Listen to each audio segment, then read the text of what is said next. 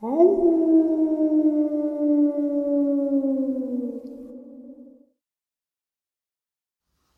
greetings and salutations, folks. I hope everyone is still doing well, and welcome to tonight's second and night ending bonus. Before we jump on into it, a couple quick links. As many of you may know, I rely on Patreon, PayPal, channel membership, and the merch to help the channel to continue to grow and go. Links to Patreon, PayPal, and channel membership is in the description below, merch displayed directly under the video. Also, Dogman, Frightening Encounters, Volume 1 through 3, the audiobook versions. They were written and researched by Tom Lyons, narrated and produced by me, Jeff Nadolny. These audiobooks are available on Audible, Amazon, and iTunes, links to which are also in the description as well. And finally, last but definitely not least, if you'd really like to help support the channel to continue to grow and go, simply subscribe. It does not cost a cent. Click the like button, takes half a second. If you don't want to miss out on any of the informative uploads that I put out daily, click the bell icon, and folks, please leave a comment and share the video. Why? Well, because these things really do help the channel to continue to grow and go. They definitely do matter, and they are appreciated. And with that, I have taken far too much of your time. Let's jump in to tonight's second and night ending bonus upload, shall we? All right, everybody. Today I have a subscriber out of Pennsylvania, Tom. Tom, how are you today? Not too bad, Jeff. How you doing? I'm doing well. I appreciate you taking some time out of your evening. I know you worked all day, so it's muchly appreciated. Oh, no problem at all. Now, you had commented in the comment section, and we tried to, you're like, I don't know how to get in touch with you. Finally, we did. And I'm glad we did, because you've got some very interesting story or experiences. Tonight, we're just going to talk about what your cryptid experiences are in the state of Pennsylvania. But you also have some paranormal stuff as well. I'm going to have you come back and share some of that. Tom used to be a paranormal investigator, and he went around and did some paranormal investigations at some pretty cool haunted spots. But that'll be another upload. So tonight I'm going to turn the mic over to you, and that way you can share your experiences with everyone, and I appreciate it. Okay, thanks, Jeff. Well, I live in southwestern Pennsylvania. I'll say what county it is. It's Fayette County. I really don't want to give any more information than that, because I just don't want people going looking for this thing, and I just want it left alone. Right. Basically, it's like my whole thing. It doesn't need exploited. It doesn't need, if it's there, it doesn't need pushed out. People don't have to look for it. You know what I mean?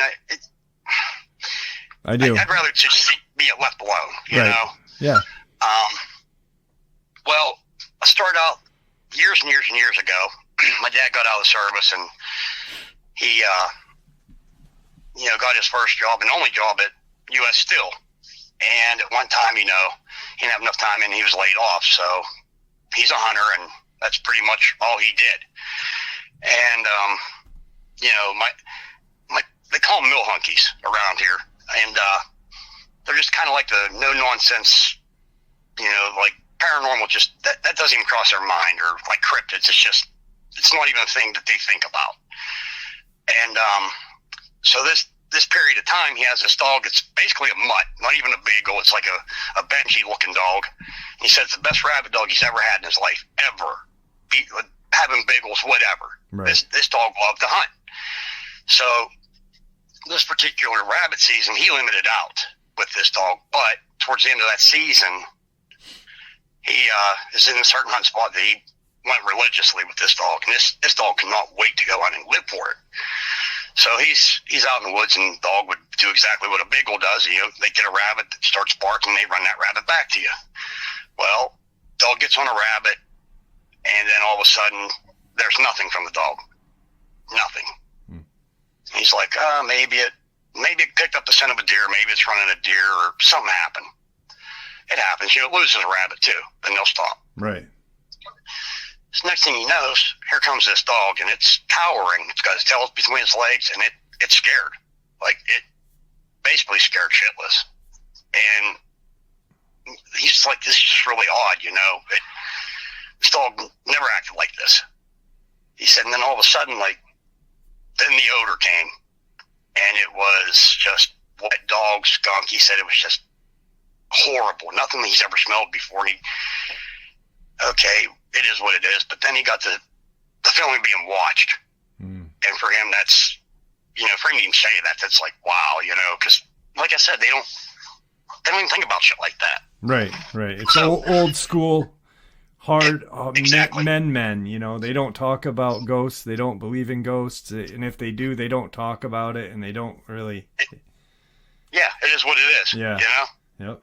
And this story took years for him to tell us finally. Like, and, after probably a couple beers, he finally told me and my sister about this story, and we were like, holy hell, that's, of course you're going to believe your dad, because that person doesn't lie to you. Right. So that happens. Now, my first experience in this area happened, I want to say maybe 5 to 6 years ago, maybe not even that long. There's a certain road that cuts from the main road, and it's a dirt road, and basically it's people do a lot of dumping out there, and people go parking and whatever, party and this and that. And being a certain ex of mine that, you have exes, you kind of meet up from time to time. Right. But, friends with benefits. Well, yeah, if you want to say that. And we happened to be on this road one night, and kind of one thing leads to another. On the hood of a car, and she's a very loud person, we'll put it that way. So, all said and done, just standing there, like, just talking, smoking a cigarette and BSing.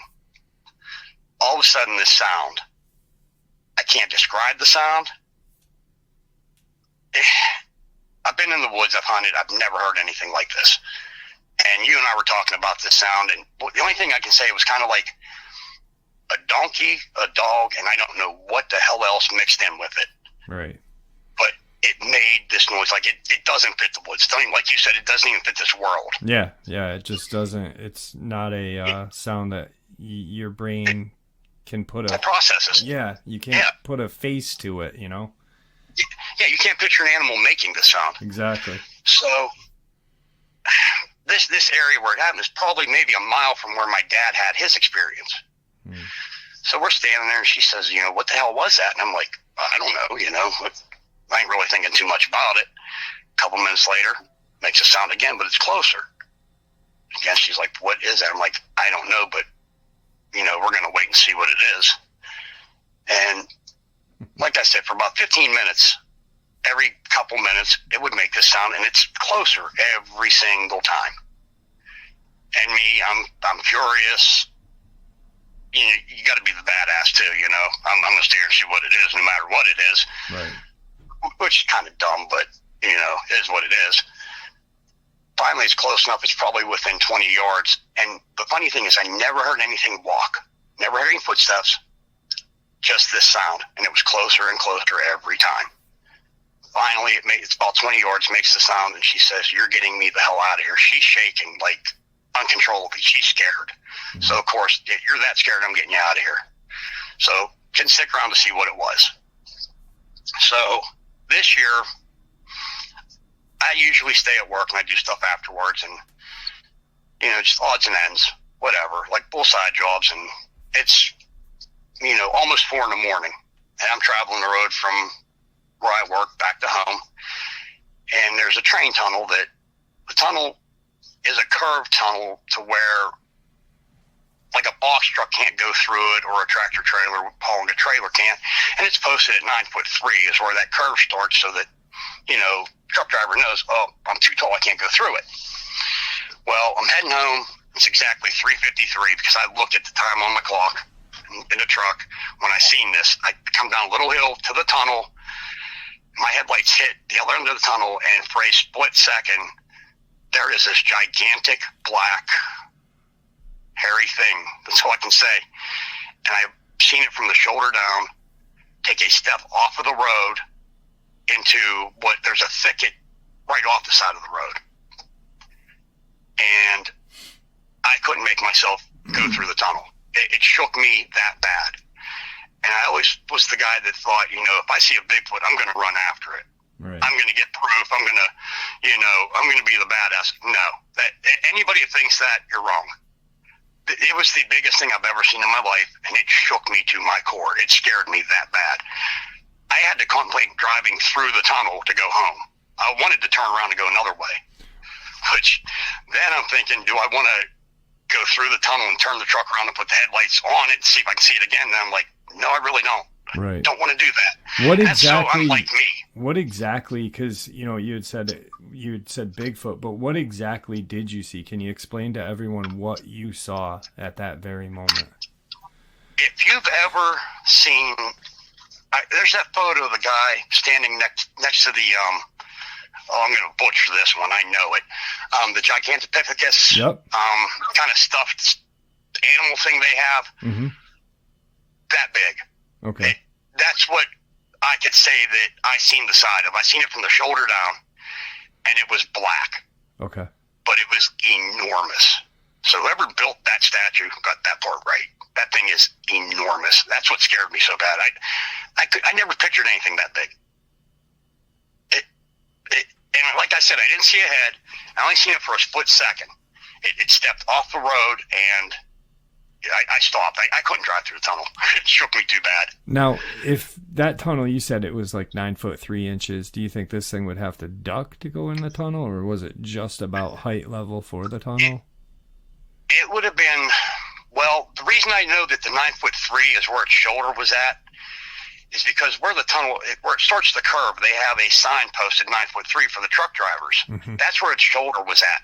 So the next day when I'm going to work, I look, and there's a visible path where this thing had beat down the high weeds and made its own path through that thicket. Okay.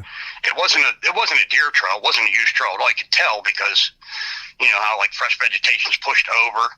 That's where this thing went. Right. And I look up, and there's this 9 foot 3 sign. And I'm like, holy hell, that thing was probably close to 10 feet tall. Wow. Its shoulder at least was 9 foot 3. Because that's where it was at. That's why I didn't see the head, because of the curve of the tunnel from the opposite end. Right. Wow, that's huge. It's insane. And I just didn't ever picture something being that big. Right. Never pictured actually ever seeing anything like that. And it does change you, like you said, with your experience. It changes you. Yeah. Like your whole outlook on everything. Like there's so much more out there. Yep. Than what we know. Absolutely. And it like opens your eyes to it, you know. And but it doesn't end there. So that happened October 16th. So November 5th, I'm leaving a coworker's house, and he lives in the town that is about, I don't even know if it's a half mile from where I had my sighting. Leaving his house about 1:30 in the morning, I walk out and get in my truck, and you have the normal sounds of the city, like, I don't want to say city, but town, you know, that has like a decently busy road going through it. And under all this stuff, I can hear this sound, this wailing. And I'm like, you can tell where something's coming from. Mm-hmm. You know what I mean? Like you can tell, like that sound's coming from that area where I had my sighting. Yeah. And I'm like, holy hell. So I run in and I grab him. I'm like, dude, come listen to this. I said, it's making sound. Listen to this. So he's listening. He's like, that's a dog. I'm like, listen, please just listen. So finally, like all the cars go by and you can hear it distinctively now. And like his eyes get big. He went, holy shit, that's what you saw. I said, you think so? I said, that's coming exactly like right from where I seen this thing. And I never even thought to get my phone out to try to record the sound because I was too amazed by it, listening to it. And for about 5 minutes, this thing just did this wailing and would stop and start back up. But there was never a response from anything, which is kind of odd, but you don't know why it's making that wailing sound either, you know? Right. Was it the same wailing sound that you had heard, that you had described earlier? Yeah, it's I don't know if I can make the sound. Well, but no. like I mean, you had mentioned that wailing sound earlier, that you had that other experience where you had heard. That wasn't a wailing sound. That was like just a one. Like kind of that. Like if something was grunt, it was like just one noise, and it wasn't very long. So it wasn't the same sound. No. Okay. No. This thing, it was sounded like it was calling. All right. For something, you know. Yeah. And so hell, I jump in my truck. I'm like, I know where this is coming from. I'm going to go here and see. You know. Nope. I get down there and it stopped. Get back and he's like, you were probably going 15 seconds, and literally it probably took me 30 seconds to get there by truck. He said it quit. And we stood out there for a while, and it never did it again that night. But he did tell me the following night he heard it very briefly, but he did hear it about 2 a.m, I believe. So I want to say this thing's still in the area. Yeah. I don't know if they migrate, but I want to say these things are nocturnal mostly. Yeah. In this area, I would think. I don't know if they migrate. I know they travel. I mean, they probably travel with food. You know what I mean? I just, I don't see them, you know, like a migration, mass migration, like birds do. I think they just travel with food. You know, they're hairy for a reason. You know. And that's the other funny thing. That kind of sparked something else that happened. And this happened next to my house. I forgot to tell you about this. So the same ex that, you know, we weren't exes at the time. She was living here, and we had probably about 6 inches of snow. Okay. Night before, and we always went outside. My dad didn't smoke. We were both smokers, so we'd go outside on the porch and smoke.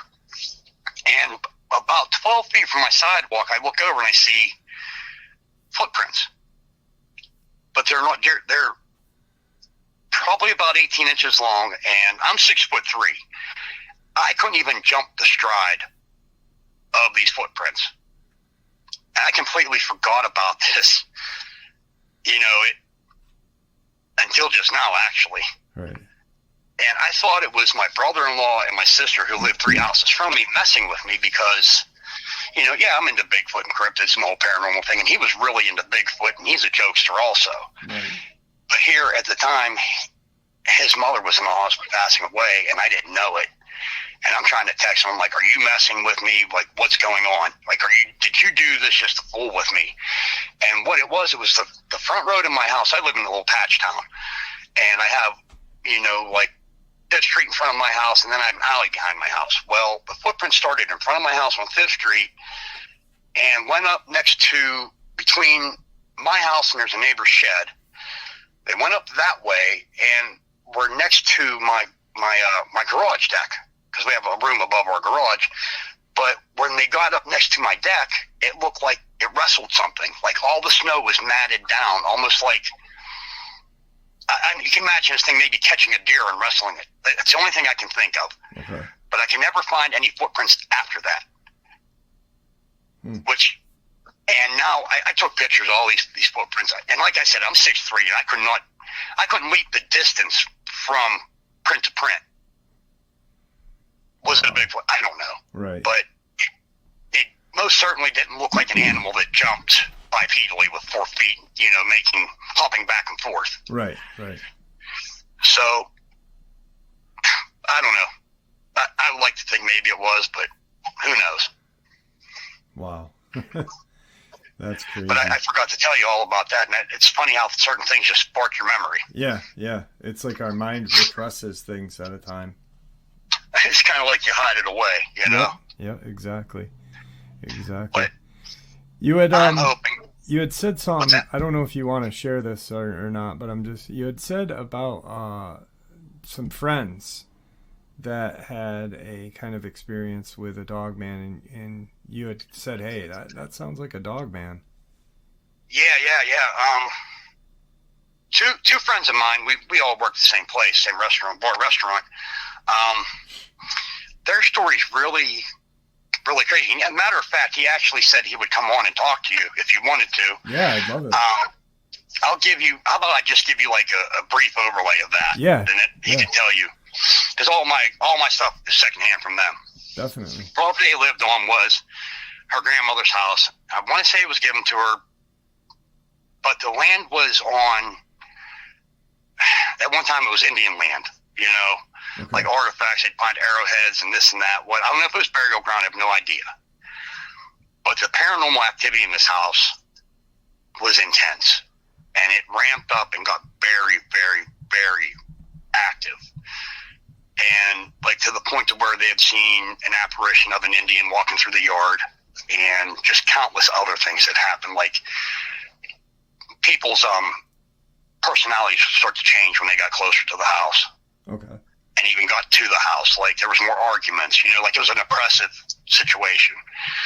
And from what I understand, they pull in one night and they see this shadow coming off of their porch around the side of the house.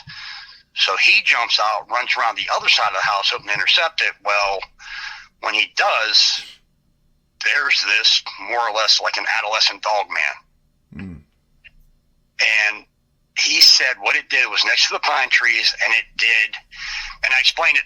This is how I picture it. If you've ever watched X-Men Origins Wolverine, when Sabretooth goes after somebody and he hops down and he does that, like on all fours, that he's coming to whip your ass. Like that loping, fast run, yeah.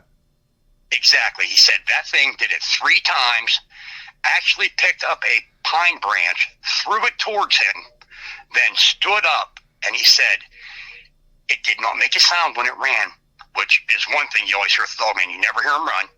And he said it was ungodly fast, never made a sound. And he said the speed of the thing was, he couldn't believe it. Yeah. It was up through his yard, across the field, and in the woods before he knew it. Yeah. And that's a distance. I drove out to see this house, and that's far, very far. When you shared that with me when we were talking earlier, you had heard the upload with the video, but it literally sounded, you know, how you explained it is exactly the way that thing drops out of a tree. And, you know, the second you said how in that movie, how Sabretooth dropped down and it loped at you with its shoulders just wide and really aggressive. And, exactly. You know, and another interesting thing is, and I didn't pick up on this until just now, is that there was like Native American artifacts involved. I'll just wait till your friend comes on and shares this with us. But, you know, someone might say, oh, well, their Native American artifacts are involved. Maybe it was some sort of Native American shapeshifter. Once again, we're in Pennsylvania, so it's not a skinwalker, but something similar. Well, and this thing actually has a name. It's known as the West Bend Wolf. Okay. And the story goes, this thing has been around, or a family. You know how you get bits of stories from everybody that's in an area? Yeah. Supposedly there's more than one. Yeah. And nobody knows who it is. There was a school teacher that supposedly has a picture of this, and we're talking like on his porch, like it's right there picture. Like you can't deny that it's this. It's not like a blob squatch picture or a fleeting blur. This, we're talking like a Polaroid picture. That's how long ago it was, of this thing, like right there, face to face. And I heard that there was a report in the local newspaper. I don't know what year it would be, no idea. And there was a story written about this, the West Bend Wolf, and I guess countless sightings of this thing in that area. And I had just told you that last night I had heard somebody talking about, they thought it was thought that they had a Bigfoot encounter and the rock throwing. And I told you, you know, I asked you, I've never heard of Dogman throwing a rock, but then you told me about your buddy. So I believe this guy also, it's the same area, had an experience with this thing, because he said the way the thing howled after it threw a rock. Because they experienced so the people that have the house that's on the Indian ground, she told me this. She said one evening she's sitting there and she has headphones on. She said it howled so loud that she heard this howl over the headphones, like it came through the headphones. Wow. And it just rumbled down the valley. She said it was so intense and scary. They ran out and grabbed all their cats and animals and brought them in the house. Like, definitely the old smart thing to do. Well, and And the thing is, like the old headphones, like the old soup cans, you couldn't hear anything over them, right, like through them. Right. And she said it was that loud that she heard it and was like, holy hell, what is that? Yeah. And it just went on and on. And she's like, we got to get the animals. Now, I don't know if that happened before their sighting or after. I'm not exactly sure. He can tell you that, or they both can tell you that if they come on. Right. The West Bend wolf. That's very interesting. Now, what I was going to say, though, is like, most people would be like, oh, well, there's Indian artifacts. Maybe it was like a shapeshifter, some kind of protector of those artifacts, yada, yada, yada. But as it was running at him, it picked up a branch and threw it at him. So there goes that theory on that. You know what I mean? It's a physical entity. Oh, yeah. Yeah, that's flesh cool. And blood, yeah, that's very cool. Very cool. Also, other people they know that lived in that area have had a sighting of this. Like a kid, I'm trying to think. I can't say who it is, but it's somebody that they know very well, and I know I know of them. I don't know who. I don't know him personally, but his son had a sighting when he was a kid. It walked past his window, and he refused to play on that side of the house ever again towards the woods. And I want to say I believe he's seen it more than once, but his dad ran out with a gun after it whenever he's seen it. So this thing's been in this area. I want to say there's a family of them because if it's been that long, there's been sightings. I can't say there's just one. Right. They got to get old and die is what I would think. There's just probably like a clan of these things out there. Yeah. Well, I mean, it's people have always thought that dogmen travel in packs, and very rarely, because when there's usually one, there's usually another, they say. And exactly. So, it's very possible that there may be 4 or 5 of them living together, or separately, but are aware of each other. Who really knows? I just think it's very interesting that there's a name for it. And it's cool. I want to say the name probably came from the newspaper article, but I'm not exactly sure. Right. That's just a guess. Yeah, and it's crazy that like you said, you looked for this article and you can't find it. Like it just disappeared. Well, she did. I didn't look for it. Okay. I guess you get into now you have to pay for older articles to go into the archives and stuff like that. And she's like, I'm not getting into all of that, but okay. Maybe one day I'll get into it to try to find it. It's just too interesting to know that somebody has a picture of this. Yeah, definitely interesting. And there's been sightings of it. Yeah. I thought it was cool because you and I were talking, and it's getting kind of late, and I know that you had gotten out of work, but I just wanted to say like this last kind of thing. When you had your experience and you brought it up to your dad, like you had said, like your dad was a steel worker, and my dad was worked in the paper mill, and it was just, they didn't talk about the paranormal, even if they believed in the paranormal. It was, we work hard, we work either shift work, or when we get out of work, we get home, get our beer, have dinner, go to bed. That's it. Yeah, that's our life. Yeah. So there was no room to talk about, but when you told him about your experience, you expected a whole different thing. I did, because, well, when I got home, Bully's mom is here, and she looked at me. She knew something happened.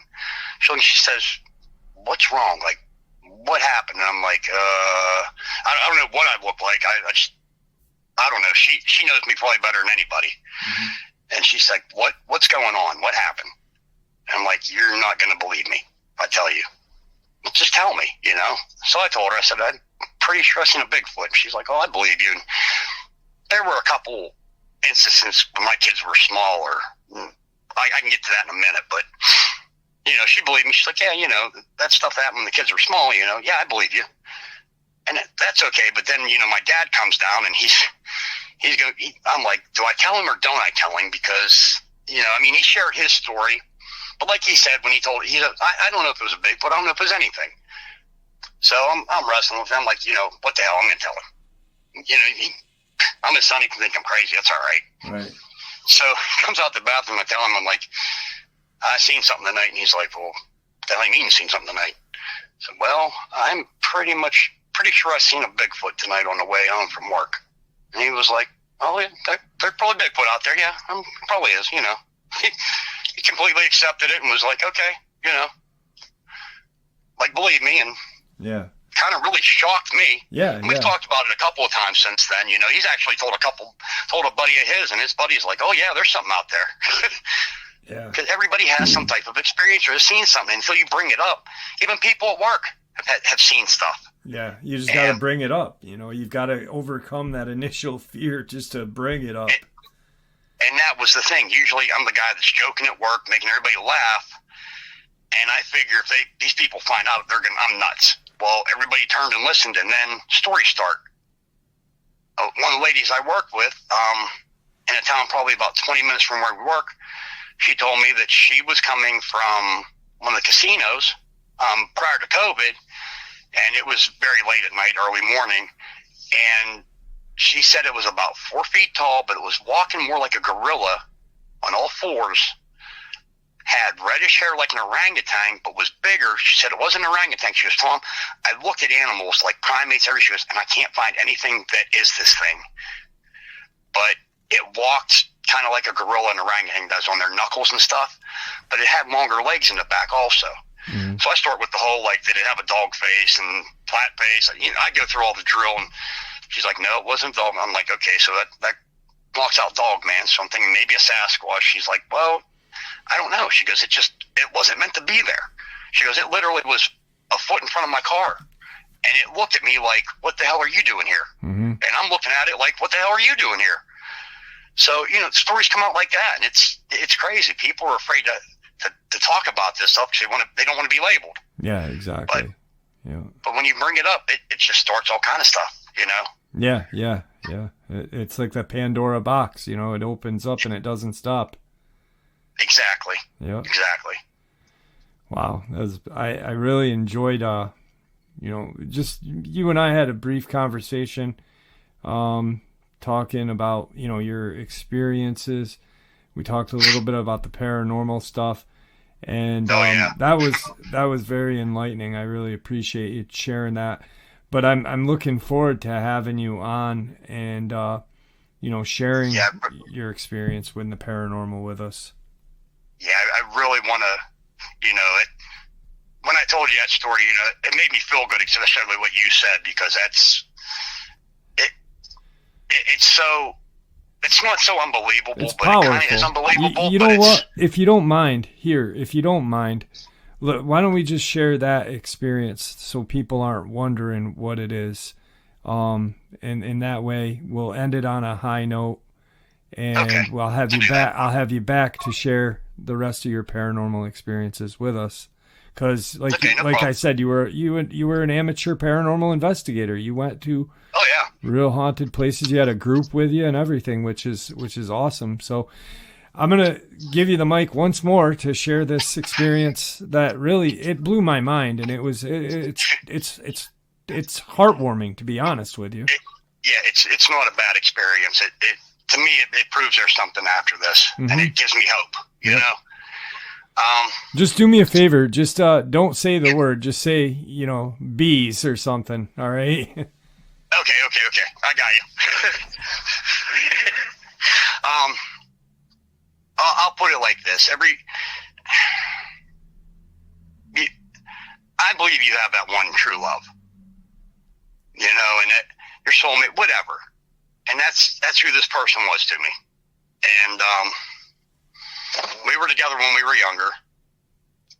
Things happen. You go your separate ways, and then her and I reconnected about 20 years later and picked up right where we left off. You know, it was like we were never apart.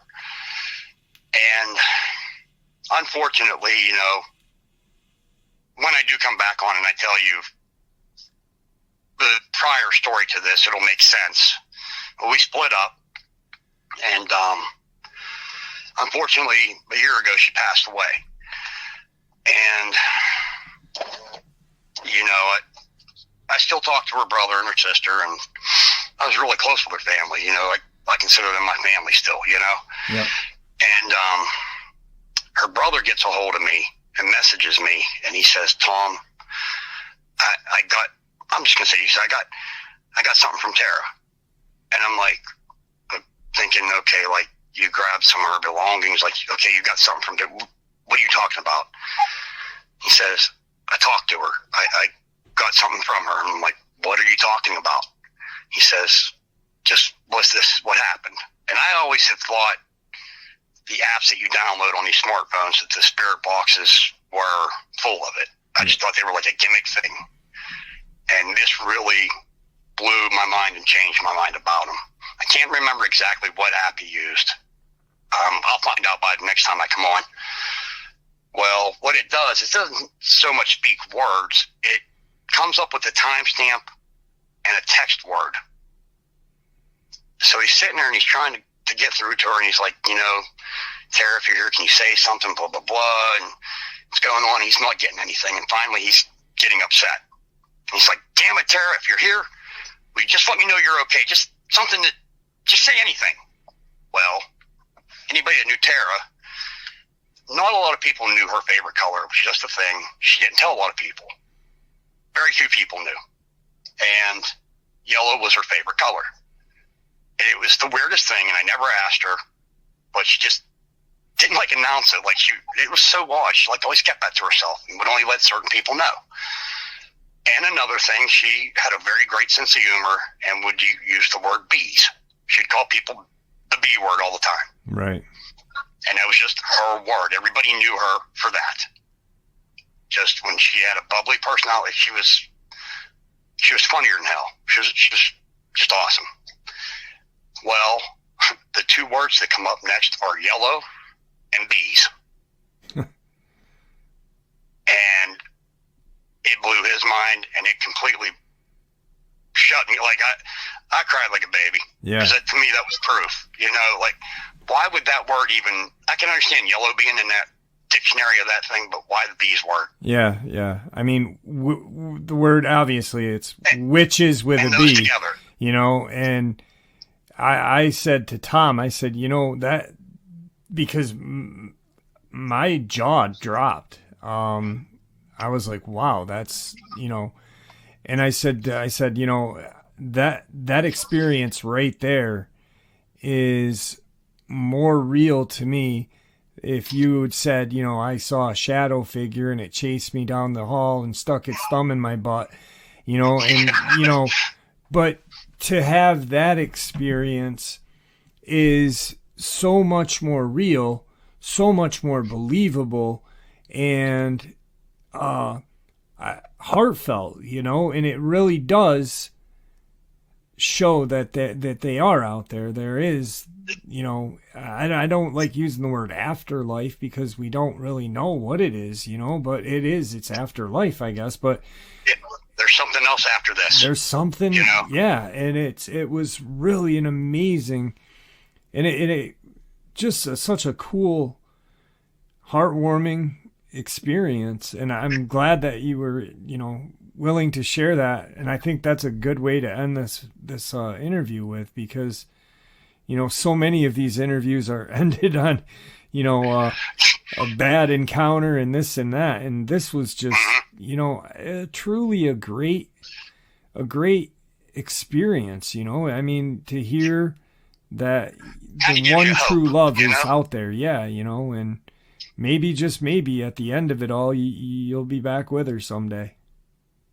That's, I hope so. And it gave me that hope. Yeah. Yeah. So awesome. There's something else out there. Yeah. Do me a favor.